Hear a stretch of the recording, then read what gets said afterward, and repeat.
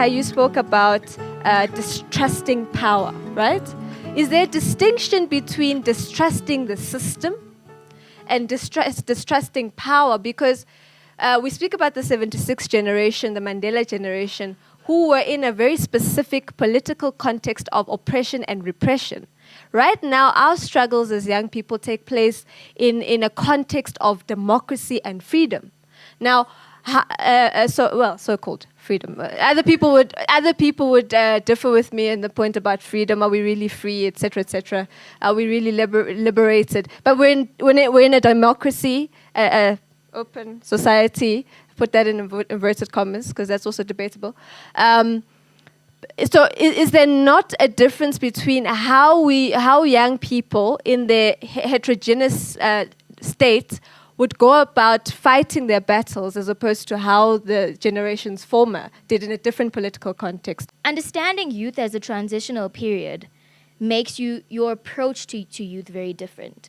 And so you understand that a person who's 14 needs something different from someone who's 18, who's 25, who's 30. And you start thinking about youth in like a child, right? So a 6-month-old requires something different from when that kid is 8.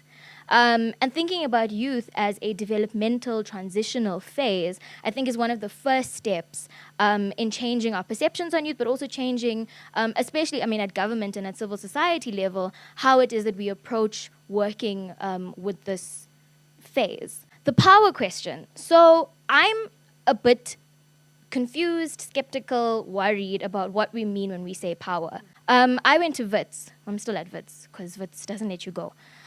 And in my days at Wits, I was a student activist. And if you know Wits is a very politically active university. Even though we get like 14% turnout for SRC elections, it's still very politically active. And lots of people, myself included, we've been shot, we've been arrested, we've been expelled, we've went on hunger strikes, we've done all these things. And here's the thing. I was saying to some friends, 4 years ago, we were on a hunger strike for insourcing.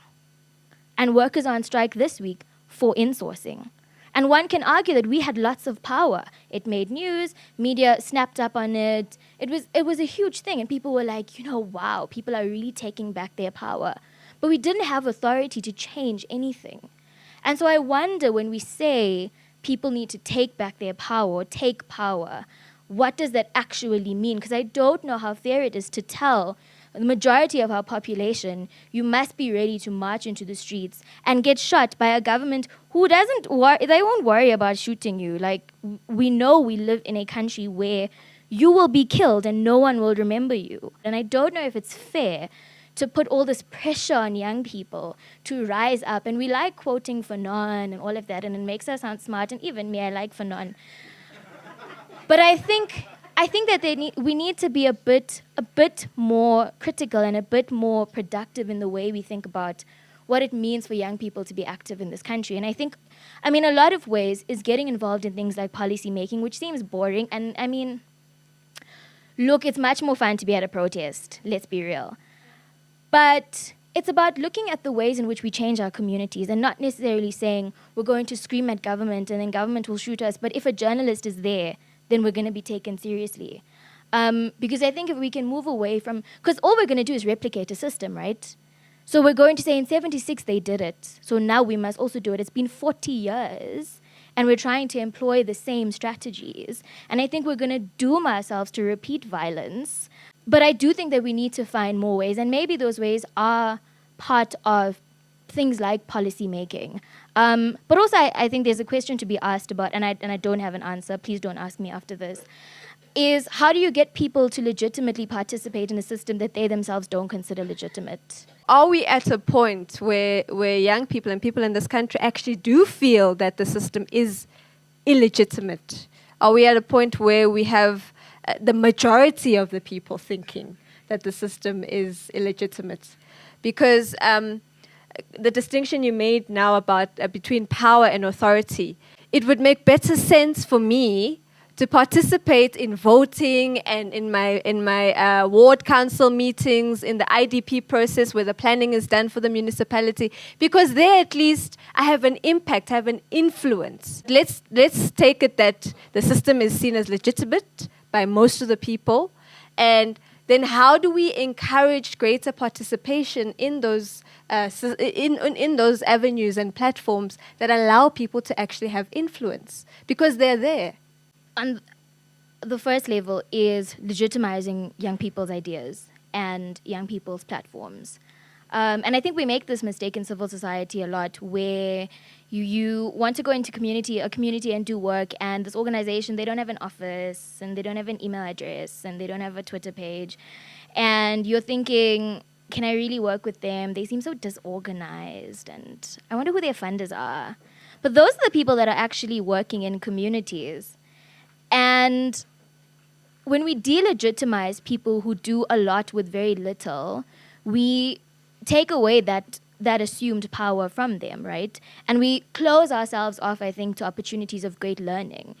And I think that's perhaps one of the big things that we ourselves need to do, both as young people and as youth development practitioners, or whatever it is that we are in this room, is embark on a process of relearning what we think of when we say participate, when we say change your communities, when we say get involved.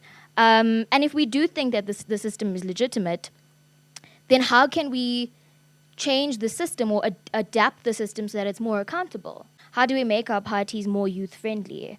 It shouldn't be that I must join a political party at 14, 15 and know that the leadership of that party are all 60 years old.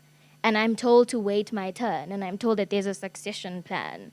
And I'm closed off, and then I go to a different party that may seem more youth-friendly but may have terrible ideology or terrible policy recommendations.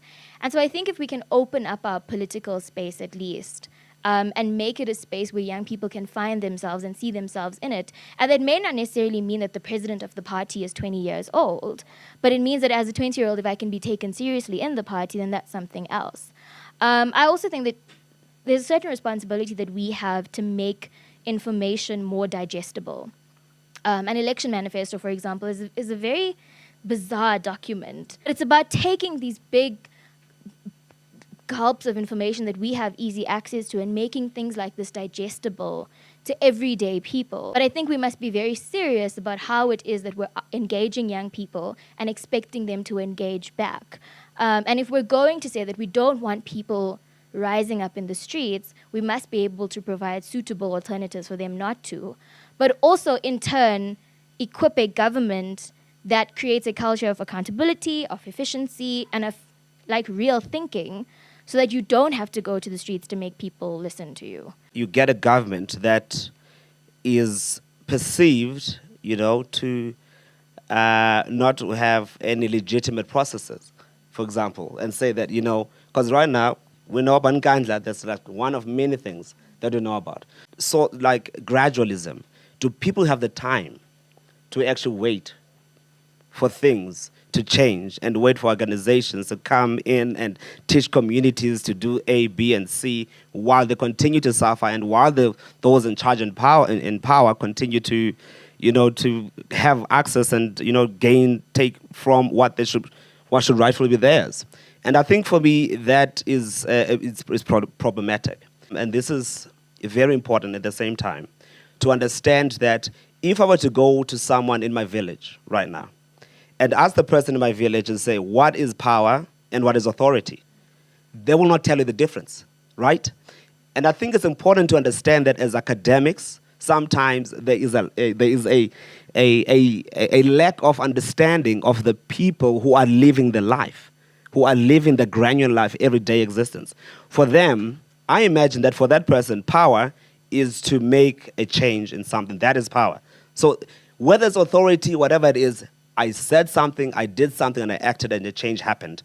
To them, they will say that is power. And is the current regime legitimate? Well, most people, because there's lots of things that could be debated. Most people voted for the current government.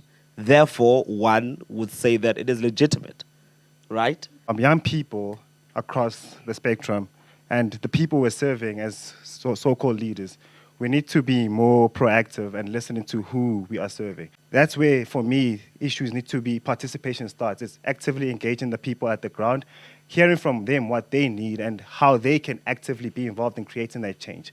Instead of you trying to be a superhero, instead of you trying to be the person who can fix everything. They have the brains, they have the capacity. They want to be involved in the process of creating change. They don't want people to actively do things for them. They just want people to take them seriously.